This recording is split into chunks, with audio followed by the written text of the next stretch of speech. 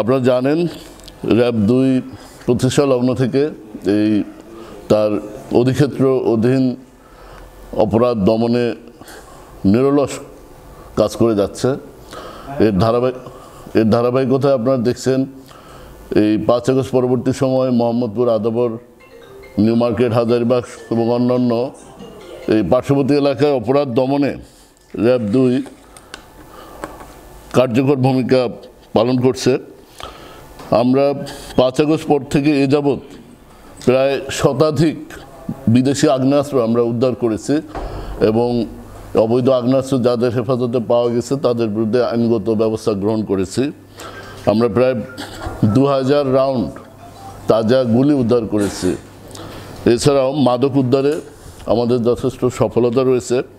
ইয়াবা প্রায় 40,000 ইয়াবা, প্রায় 2.5 কেজি হিরোইন, প্রায় 1000 কেজি গাঁজা, 1000 বোতল ফেন্সিডিল সহ বিদেশি মদ এবং অন্যান্য মাদক আমরা উদ্ধার করে আইনগত ব্যবস্থা গ্রহণ করেছি। আপনারা জানেন এই মোহাম্মদপুর, আদাবর এই এওয়ার থানা এলাকায় এ যাবৎ বিভিন্ন অপরাধী চক্র ছিনতাই, রাহাজানি এবং অন্যান্য সন্ত্রাসী কার্যক্রমের মাধ্যমে অপরাধ করে আসছিল। আমরা এই বিভিন্ন জুভেনাইল ডেলিকুয়েন্ট সহ বিভিন্ন কিশোর অপরাধী গ্যাং বিভিন্ন ধরনের অপরাধে লিপ্ত ছিল। এই সকল গ্যাংয়ের লিডার সহ পুরো গ্যাংকে আমরা গ্রেপ্তার করে তাদের বিরুদ্ধে আইনগত ব্যবস্থা গ্রহণ করেছি। এরই ধারাবাহিকতায় কিছুদিন আগে আপনারা দেখেছেন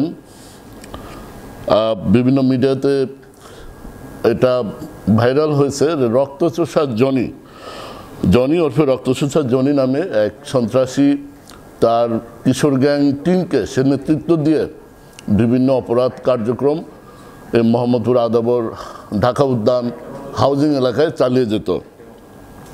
এই মিডিয়া তার এই বিষয়টি ভাইরাল হওয়ার পরে আমরা এই বিষয়টি আমরা গোয়েন্দা নজরদারি বৃদ্ধি করি এবং এই তার অপরাধ কার্যক্রমের বিভিন্ন তথ্য সংগ্রহ করে আমরা গতকাল রাতে ঢাকা উদ্যান এলাকার বাইতুল বিল্ডার্স লিমিটেডের খালি মাঠ এলাকা হতে এই রক্তচোষা জনি এবং তার গ্রুপের 7-8 জন সদস্য অবস্থান করছে এবং তারা অপরাধ কার্যক্রমে ছিনতাই বা দস্যুতায় লিপ্ত হবে মর্মে প্রস্তুতি গ্রহণ করছে মর্মে তথ্যের ভিত্তিতে আমরা অভিযান পরিচালনা করি এবং এই অভিযানে আমরা রক্তচোষা জনিকে দেশীয় দেশীয় অস্ত্রসহ গ্রেপ্তার করি এবং তার বিরুদ্ধে আমরা সিডিমিএস পিসিপিআর বা অতীত অপরাধের তথ্য পর্যালোচনায় তার বিরুদ্ধে 5টি মামলার তথ্য আমাদের কাছে রয়েছে, পাওয়া যায়।